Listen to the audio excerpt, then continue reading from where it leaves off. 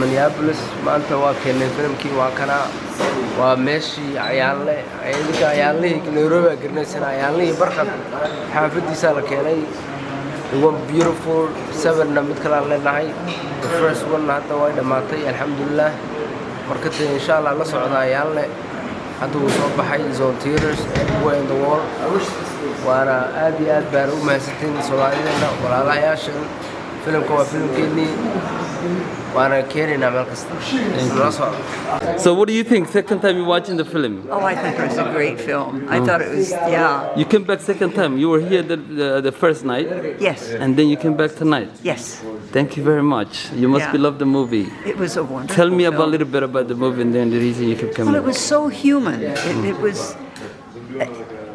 A Hollywood ending, he of course would emerge a hero at the end, and his family would be proud of him, and he'd be getting awards. And this was reality. It doesn't work that way.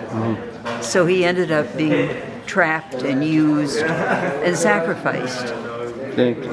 And yet, you could see he was a nice guy. He was just being used in his position in the film. The film was a 10 out of 10. If you haven't watched it, you should definitely watch it. It has some comedic parts as well as a tearjerker. I don't want to go into more of it, but you should definitely go and watch. MashaAllah, congratulations to the whole team that was behind this. Wallahi, the movie was amazing. I was emotional at the end, and I would have liked it if it had a great ending, but MashaAllah, wallahi, I would not take anything. I wouldn't do anything different, basically. The movie was incredible, and I love the fact that it was Somali, done by Somali people. So, mashallah, congratulations to the Ayaanle team. I love it all. If you guys are doing another thing ever again, I am a true fan for life, inshallah.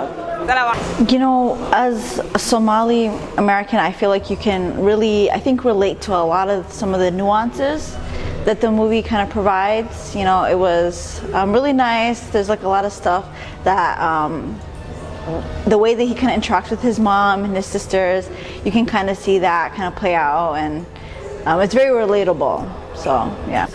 Filimka wuxuu ahaa masha Allah aan laga hadli kareynin waxaan ku daawanay meel shaleema ah badanaa waxaan daawan jirnay filimada kale oo ajahanabka laakiin maanta filim Soomaaliya soo baxayaan daawanay buu ahaa filimkan Ayaanle maxaa la barka Abdurrahman maxaa la soo matalaayo waa tooro aad u qatarsan directorka Ahmed maxaa la Faarax waa nin aad kale oo qatarsan maxaa la directornimadiisa Rio Films waad aragtiin so filimkan ka qayb gala soo daawada oo soo baran bax oo taageer so hadhowti insha Allah Hollywood kuwana kala waaragtiin maxaa la waxa u moodaan Soomaalida maxaa la hal sheekada inaan ka wadano laakiin sheekadan oo kale iyo maxaa la haday tahay wax daartiin aragtiin Somali superhero iyo Somali sci-fi maanta laga hadlaa hadhowta arkaysiin but please fanaantan oo kale taageera oo soo baxa insha Allah ka qayb gala I just, of course, you know, me being Somali, I always, of course, would want to support Somali films and actors. For this one, I thought it was really interesting just because just kind of the history of the film and like how Somalis are being portrayed.